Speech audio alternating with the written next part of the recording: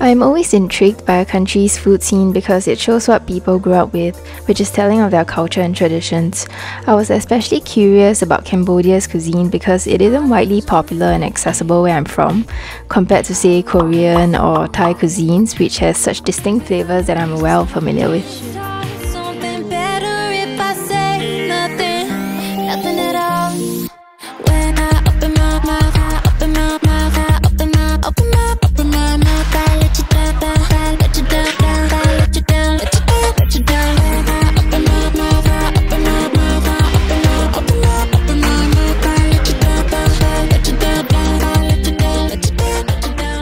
Just judging from where my hostel was, in the heart of the city, the food in the area seemed to be more westernized, probably due to the many tourists that flocked there.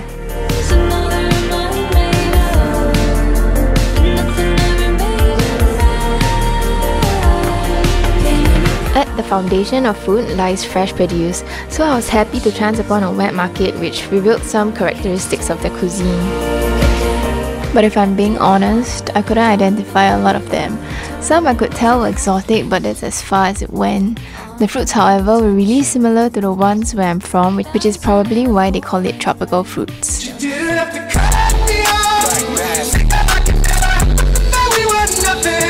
It was interesting to see the different fish breeds found in the Mekong River though. I dined at a few local restaurants and noticed a few commonalities.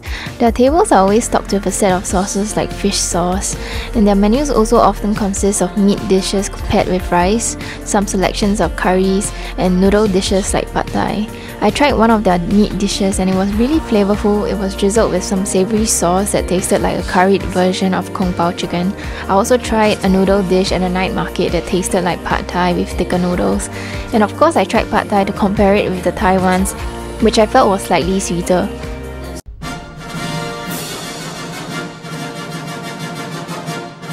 Overall, I think their cuisine is influenced by India with the curries, China with the meat dishes, and Thailand with the noodle dishes. Maybe a little Vietnam with the fish sauce, but just a guess, don't quote me on this.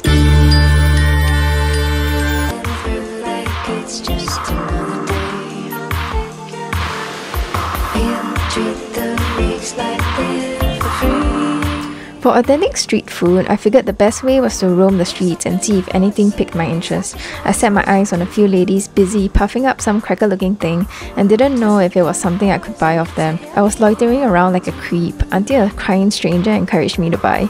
It tasted really good, nothing I've tasted before. It's like the colourful cracker but a sweeter and thinner version. I also walked into this random shop because the food cart was plastered with an image from a variety show, so I thought it must be good. It was indeed very, very good.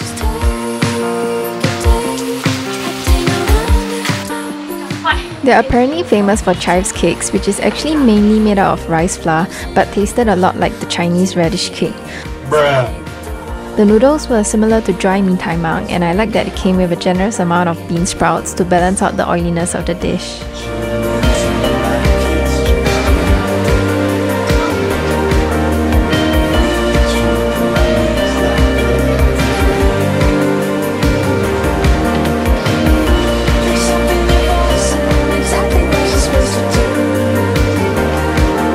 I also tried their version of a banana prata, but if I'm honest, I prefer the Thai version more. The prata wasn't crispy, but instead very doughy, which made it tough to chew, and there weren't any sweet sauce drizzled on it, which made it a little bland, but I don't know, could just be a bad store. This was my favourite local dessert, Nam Krok, which is a coconut rice dumpling that is crispy to the bite and chewy like mochi on the inside. It came with a tangy and savoury dipping sauce too.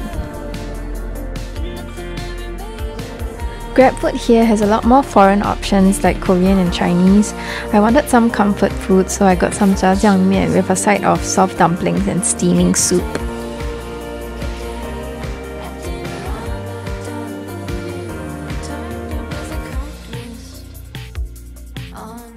I tried a local snack from a local mart which turned out to be expired, but I can imagine what it tastes like just from the sugar coating. And protein bars are relatively cheaper here too and comes with a lot more flavors, so that's good news. I also love their selection of vitamin waters, which I drank a lot because of my sickness. Here I was at a local cafe trying their coffee, and I gotta say I love their portion sizes. Of course I got to try their local coffee too. TLDR, I feel like it's a roastier version of Viet coffee. But when it comes to coffee, there are no favorites, there's just one for every mood.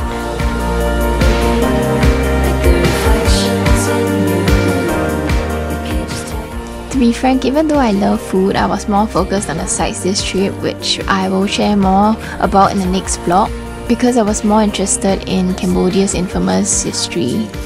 I also fell sick, so I spent a lot of time resting in my hostel instead of exploring and joining in on food tours as I had initially planned. So a lot of the food that I ate was out of convenience, so take everything with a grain of salt, except the fact that I think I found the best muffin shop in Siem Reap, with an even better backstory. So I guess I'll end the vlog on that note. I tried a million times, don't have enough to fight, don't wanna tell you I'm leaving.